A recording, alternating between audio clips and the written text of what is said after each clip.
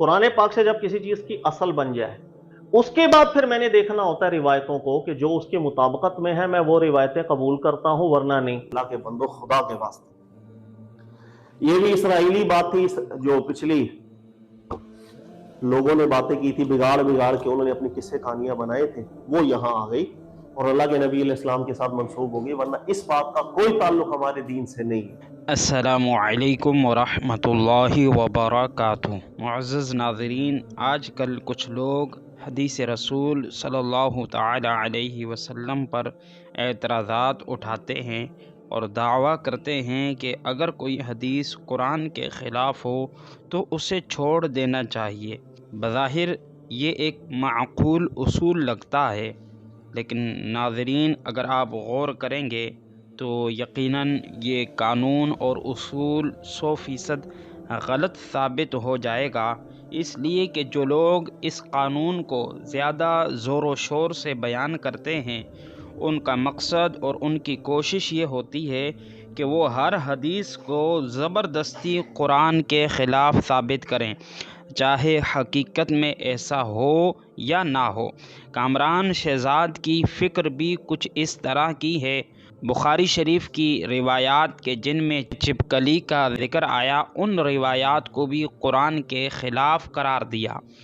آج اسی پر ہم انشاءاللہ تفصیلی گفتگو کریں گے، تو چلیں ویڈیو شروع کرتے ہیں۔ معزز سامعین، آگے بڑھنے سے پہلے اگر آپ کو ہماری یہ ویڈیو پسند آئے تو اسے لائک کریں، دوسروں تک پہنچانے کے لیے شیئر کریں، اور مزید مفید دینی ویڈیوز کے لیے ہمارے چینل کو سبسکرائب ضرور کریں۔ آپ کی قیمتی رائے ہمارے لیے بہت اہم ہے، تو نیچے کمنٹس میں اپنی رائے کا اظہار ضرور کریں۔ معزز ناظرین، آج کی ہماری گفتگو تقریباً 4 علمی پوائنٹس پر مشتمل ہوگی کہ جس کی بنیاد پر انشاءاللہ ہم بآسانی گفتگو کو، دلائل کو سمجھ سکیں گے۔ علمی پوائنٹ نمبر 1، حدیث کو قرآن کے خلاف ثابت کرنے کی غلط روش۔ معزز ناظرین، بہت سے لوگ سوشل میڈیا پر بیٹھ کر احادیث رسول صلی اللہ تعالی علیہ وسلم کو قرآن کریم کے خلاف ثابت کرنے کی ناکام کوشش کرتے ہیں۔ انہی میں جناب کامران شہزاد صاحب بھی ہیں۔ ان جناب کا بھی بنیادی اصول یہ ہے کہ اگر کوئی حدیث بظاہر قرآن کے خلاف نظر آئے تو اسے رد کر دینا چاہیے۔ تو یہ جناب کا اصول ہے، اور یہ اصول 100% غلط ہے، اس لیے کہ یہ اصول اس وقت درست ہو سکتا ہے کہ جب واقعی حقیقت میں کوئی حدیث قرآن کے کسی واضح حکم کے خلاف ہو۔ مثال کے طور پر اگر ایسا ہو کہ قرآن واضح طور پر کہتا ہے کہ نماز فرض ہے، اور حدیث میں یہ ذکر ہو کہ نماز فرض نہیں، ہو کہ قرآن میں ہے کہ شراب حرام ہے، حدیث میں ہو کہ شراب حلال ہے، تب تو یہ اصول درست ہوگا، ہم روایت کو چھوڑ دیں گے، قرآن کریم پر عمل کریں گے۔ لیکن جناب جو اعتراضات کرتے ہیں وہاں ہرگز معاملہ ایسا نہیں، اور آج جس حدیث پاک کے حوالے سے ہم گفتگو کریں گے وہاں بھی ایسا معاملہ بالکل نہیں، بلکہ مسئلہ یہ ہے کہ جناب کامران شہزاد قرآن کریم کی آیات کو سیاق و سباق سے ہٹا کر اور احادیث کے الفاظ کو توڑ مروڑ کر غلط مطلب نکالنے کی کوشش کرتے ہیں، اور پھر جا کر کسی طریقے سے جناب کسی حدیث کو قرآن کے مخالف قرار دیتے ہیں۔ انشاءاللہ اس پر ہم تفصیلی گفتگو آگے کریں گے تو آپ بات بآسانی سمجھ جائیں گے۔ علمی پوائنٹ نمبر 2، چپکلی کے مارنے کی علت۔ جناب نے اس پر بھی اعتراض کیا کہ نبی کریم صلی اللہ علیہ وسلم کی حدیث جو بخاری میں 3307 نمبر روایت ہے کہ نبی کریم صلی اللہ علیہ وسلم نے حکم دیا، کس کا؟ تو روایت میں ہے امرہا بقتل الاوزاغ، نبی کریم علیہ السلام نے چپکلی کو مارنے کا حکم دیا ہے۔ چپکلی کو مارنے کی جو علت بیان ہو رہی ہے وہ چپکلی کا موذی جانور ہونا بیان ہو رہا ہے، اور کہا دیکھو دوسری حدیث پاک جس پر جناب نے اعتراض کیا، کہا دیکھو وہاں ام شریک رضی اللہ تعالی عنہا سے روایت ہے، وہ فرماتی ہیں کہ نبی کریم صلی اللہ علیہ وسلم نے چپکلی کو مارنے کا حکم دیا، وجہ کیا بیان کی، کان ینفخ علی ابراہیم علیہ السلام، کہ اس نے حضرت ابراہیم علیہ السلام کی آگ پر پھونکا تھا، تو لہذا اسے مارنے کا حکم دیا گیا۔ ان احادیث کو ذکر کرنے کے بعد جناب نے یہ اعتراض کیا، اگر یہ جانور موذی ہے تو بس اسی وجہ سے مارنے کا حکم ہونا چاہیے، حضرت ابراہیم علیہ السلام کے قصے کو کیوں جوڑ دیا؟ 3307 ہے یہ، بس اتنی۔ نبی علیہ السلام موذی جانور، اس کو مارنے کا حکم دے دیا، اجازت دے دیا کرتے تھے، اچھی طرح مارو، احسان کے ساتھ مارو، اور جو موذی نہیں اس کو نہیں مارو، بھائی اتنی بات ہے۔ ہاں چھپکلی موذی ہو جائے مار سکتے، لیکن یہی حدیث اب دوسرے طریق سے آئی ہے 3359، اس کے الفاظ بھی یہی ہیں، موذی جانور کو مار سکتے ہیں، چھپکلی کو بھی مار سکتے ہیں جب اسے تکلیف ہو، لیکن اس کے فوراً بعد ایک لفظ اضافہ ہے، بھائی جو چھپکلی ہے نا، وَقَانَ يَنْفَخُ عَلَى إِبْرَاهِيمَ، لیکن یہ چھپکلی ہے نا، اس نے کیا کیا تھا، حضرت ابراہیم علیہ السلام پہ پھونکے ماری تھی۔ یہ کیا بات ہے پھونکے ماری تھی؟ یہ بات یہ ہے کہ جب ابراہیم علیہ السلام کو آگ میں ڈالا گیا تھا تو اس وقت آگ ٹھنڈی ہو گئی، اللہ نے حکم دیا تو آگ ٹھنڈی ہو گئی تھی، آگ نے کوئی نقصان آپ کو نہیں پہنچایا تھا، لیکن اس وقت یہ جانور ایسا تھا، چھپکلی تھا، یہ آ گیا آگ کے پاس اور جس نے پھونکے مار کے آگ کو بھڑکانے کی کوشش کی تھی۔ اب اس نمبر حدیث سے کہانی پوری بدل گئی۔ اگلی روایت جو بخاری کی ہے اس میں یہ لفظ کا اضافہ ہو گیا، بھائی چھپکلی نے حضرت ابراہیم علیہ السلام کی آگ میں پھونکے ماری دی، اب کہانی بدل گئی۔ کہانی ہے کہ چھپکلی کو کیوں مارا جاتا ہے، وہ نقصان نہیں، وہ تو اس حدیث سے سمجھ میں آ رہا تھا نا، اس حدیث میں علت الگ بیان ہو رہی ہے۔ یہ جو روایت کے الفاظ آ گئے تھے متقدم علماء کا دھیان نہیں گیا، لیکن علماء نے گرفت کی کہ اللہ کے بندو خدا کے واسطے، یہ بھی اسرائیلی بات تھی جو پچھلی لوگوں نے باتیں کی تھی، بگاڑ کے انہوں نے اپنی قصے کہانیاں بنائے تھے، وہ یہاں آ گئی اور اللہ کے نبی علیہ السلام کے ساتھ منسوب ہوگی، ورنہ اس بات کا کوئی تعلق ہمارے دین سے نہیں ہے۔ کیوں نہیں ہے؟ اب ہم غور کرتے ہیں، قرآن پاک کو ذرا دیکھتے ہیں۔ قرآن میں جو ان دو روایات میں ایک جگہ صرف مارنے کا حکم ہے اور وہاں یہی مفہوم ہے کہ وہ موذی جانور ہے لہذا اسے مار دو، اور دوسری حدیث پاک میں جہاں حضرت ابراہیم علیہ السلام کا ذکر کیا جا رہا ہے، یہ ایک اضافی وضاحت بیان ہو رہی ہے۔ بنیادی علت وہی ہے کہ چپکلی موذی جانور ہے لہذا اسے مارا جائے گا، اور حضرت ابراہیم علیہ السلام کا ذکر جو ساتھ میں کیا گیا دوسری روایت میں، وہاں اس کی مزید وضاحت اور اضافی تشریح کی گئی ہے، نہ کہ بنیادی علت بیان ہوئی ہے۔ میں مثال پیش کرتا ہوں، آپ بات کو بآسانی سمجھ جائیں گے۔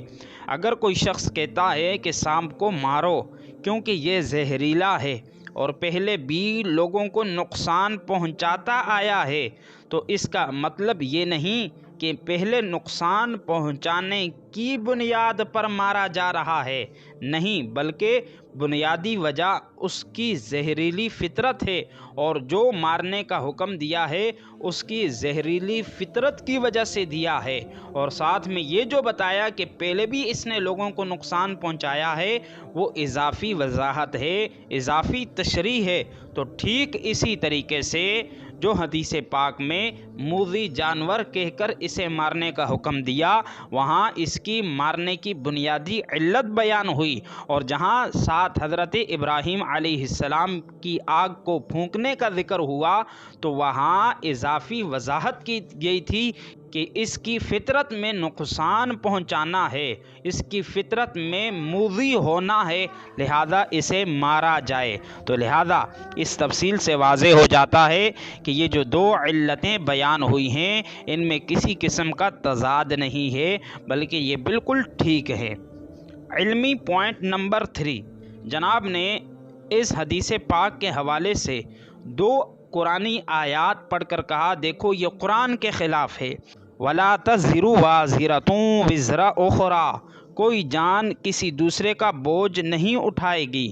تو جناب نے کہا دیکھو کوئی جان کسی دوسرے کا بوجھ نہیں اٹھائے گی، تو اگر حضرت ابراہیم علیہ السلام کے زمانے کی چپکلی نے آگ کو بڑھایا تھا تو آج کی چپکلی کو کیوں مارا جا رہا ہے؟ لا تزر وازرۃ وزر اخری، کہ ایک جان دوسرے کا بوجھ نہیں اٹھاتا جب تک وہ سبب نہ بن رہا ہو۔ یہ قرآن کی ایک اصل ہے، اس اصل کی بنیاد پر بہت سی روایت۔ اب سوال ہے کہ بالفرض اگر کسی چھپکلی نے یہ حرکت کی بھی تھی کہ اس نے پھونکے ماری تھی آگ تیز کرنے کے لیے، تو اس چھپکلی نے کی تھی، اس کی آنے والی اس نسل میں یہاں کوئی چھپکلی ہے، اس نے تھوڑی پھونک ماری تھی، تو اس کا قصور میں اس سے کیوں نکالو بھائی؟ ویلڈ پوائنٹ ہے، واضح سی بات ہے بھائی۔ ایسا نہیں ہوتا ہمارے دین میں بھائی ایک بندہ گستاخ ہے میں حکم دے دوں اس کی آئندہ آنے والی ہر نسل کو جہاں دیکھو قتل کر دینا کیونکہ اس کا باپ گستاخ تھا۔ ارے یہ حکم میرے دین کا ہو ہی نہیں سکتا۔ تو پہلا اعتراض سیدھا سیدھا یہاں سے آتا ہے۔ تو جناب جواب پیش خدمت ہے کہ چپکلی کو مارنے کا جو حدیث پاک میں ذکر ہوا یہ بطور سزا نہیں ہے بلکہ ایک احتیاطی اقدام ہے، ایک حفاظتی اقدام ہے۔ چپکلی کو مارنے کا تعلق کسی جرم سے نہیں، کسی سزا سے نہیں، بلکہ اس کی نقصان دہ فطرت سے ہے کہ اس کی فطرت میں لوگوں کو نقصان پہنچانا ہے، لہذا اس کی فطرت میں جو ایذا دینا ہے اس بنیاد پر اسے مارا جائے گا۔ یہی وجہ ہے کہ شریعت مطہرہ نے سانپ، بچھو اور دیگر نقصان دہ جانوروں کو مارنے کا حکم دیا ہے۔ اس کو بھی آپ مثال سے سمجھیں گے تو بات آسان ہو جائے گی کہ اگر کسی علاقے میں کچھ بھیڑیے انسانوں پر حملہ کرنے لگے تو کیا حکومت صرف انہی بھیڑیوں کو مارے گی جو پہلے حملہ کر چکے ہوں یا پھر پورے علاقے میں بھیڑیوں کو کنٹرول کرے گی؟ تو ظاہر ہے یقیناً جواب یہی ہے کہ خطرے کو روکنے کے لیے سب بھیڑیوں پر نظر رکھی جائے گی اور سب کو کنٹرول کیا جائے گا۔ کیوں؟ کیونکہ ان کی فطرت میں درندگی پائی جاتی ہے، اور کامران شہزاد کے بقول انہی بھیڑیوں کو صرف کنٹرول کیا جائے گا جنہوں نے لوگوں کو نقصان پہنچایا ہوگا، بقایا جو 4-5 ہوں گے ان کو چھوڑا جائے گا، ان کو کنٹرول نہیں کیا جائے گا بلکہ انتظار کیا جائے گا کہ کب یہ لوگوں کو نقصان پہنچائیں اور تب جا کر پھر انہیں کنٹرول کیا جائے۔ تو یہاں بھی معاملہ بالکل اسی طریقے سے ہے۔ چپکلی کو مارنے کا جو ذکر ہے اس کو بطور سزا نہیں دیا گیا بلکہ اس کی موذی فطرت کی وجہ سے مارا جا رہا ہے کہ اس کی فطرت میں ایذا پہنچانا ہے، لہذا اسے مارنے کا حکم دیا۔ اور اس آیت کریمہ کے حوالے سے یہ بھی واضح کر دوں کہ جناب نے اس آیت کو سیاق و سباق سے ہٹا کر پیش کیا، اس لیے کہ اس آیت کریمہ وَلَا تَزِرُ وَازِرَةٌ وِزْرَ أُخْرَى اس کا اطلاق آخرت میں ہوتا ہے، دنیا میں نہیں۔ اس آیت کا مطلب یہ ہے کہ قیامت کے دن کوئی جان کسی اور کا بوجھ نہیں اٹھائے گی، اس کے گناہوں کا بوجھ نہیں اٹھائے گی۔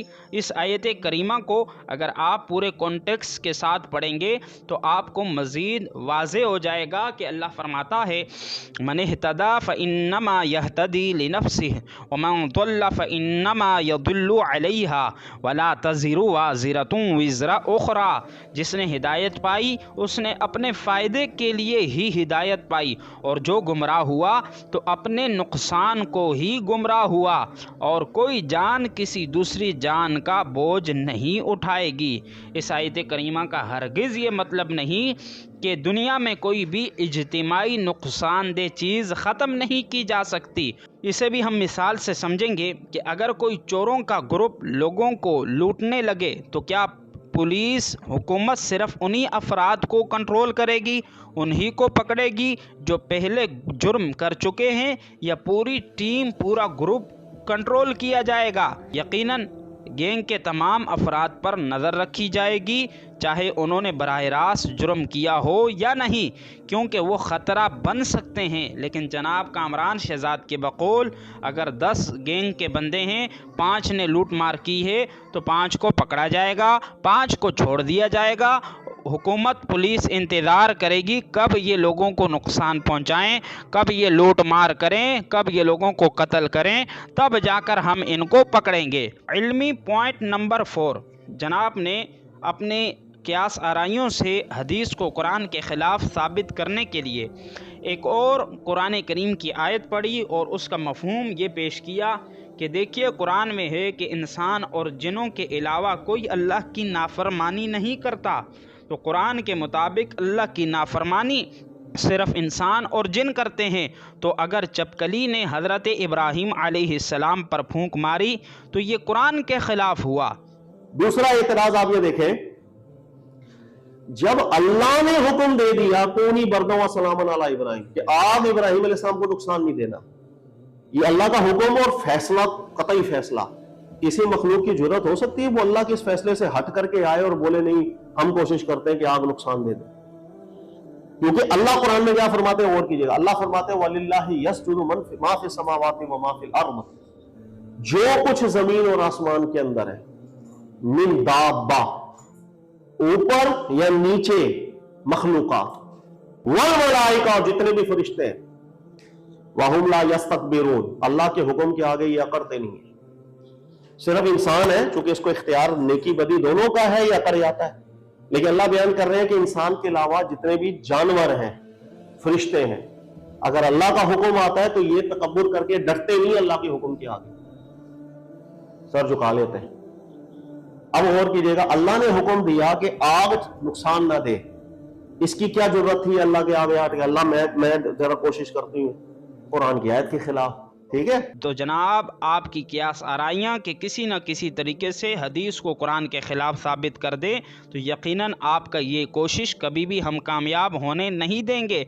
इसलिए कि जहाँ हदीस पाक में चपकली को मारने का हुक्म दिया जा रहा है वहाँ उसकी नाफरमानी का जिक्र नहीं, बल्कि उसका फितरी अमल बयान हो रहा है कि उसकी फितरत में नुकसान पहुँचाना है। हज़रत इब्राहीम अलैहिस्सलाम को जब आग में डाला गया वहाँ फूंक मारकर उसने नुकसान पहुँचाना चाहा, तो आज भी इसकी फितरत में नुकसान पहुँचाना है, तो लिहाजा ये मूज़ी है, इस वजह से इसे मार दिया जाए। तो यहाँ उसकी नाफरमानी का जिक्र नहीं हो रहा बल्कि उसका फितरी अमल बयान हो रहा है।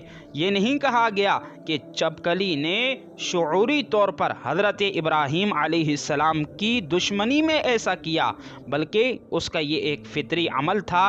मिसाल के तौर पर मच्छर इंसान का खून चूसता है, मगर क्या हम ये कहेंगे कि मच्छर अल्लाह की नाफरमानी कर रहा है? और इसी तरीके से बाज़ परिंदे फसलों को नुकसान पहुंचाते हैं, मगर क्या हम कहेंगे कि वो जानबूझकर इंसानों के दुश्मन हैं? नहीं, बल्कि ये उनका फितरी अमल है जो वो करते हैं। और दूसरी बात इस आयत करीमा के हवाले से कि अल्लाह की नाफरमानी शरई अहकाम के बारे में होती है, फितरी अमल के बारे में नहीं। जानवर शरीयत मुतहरा के मुकल्लफ नहीं होते, मगर उनके कुछ आमाल, उनके कुछ अमल नुकसानदेह हो सकते हैं।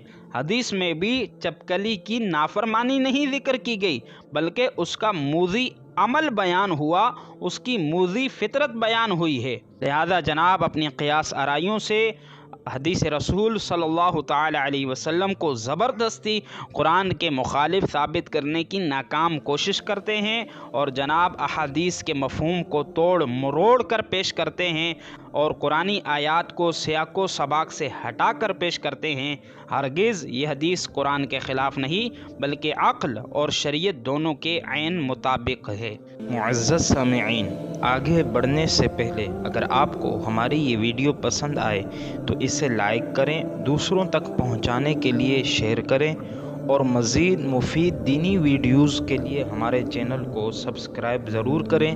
आपकी कीमती राय हमारे लिए बहुत अहम है, तो नीचे कमेंट्स में अपनी राय का इजहार ज़रूर करें। आपकी एक शेयरिंग से शायद किसी की ज़िंदगी बदल जाए, तो नेकी फैलाने में हमारा साथ दें। जज़ाकुमुल्लाहु खैरा।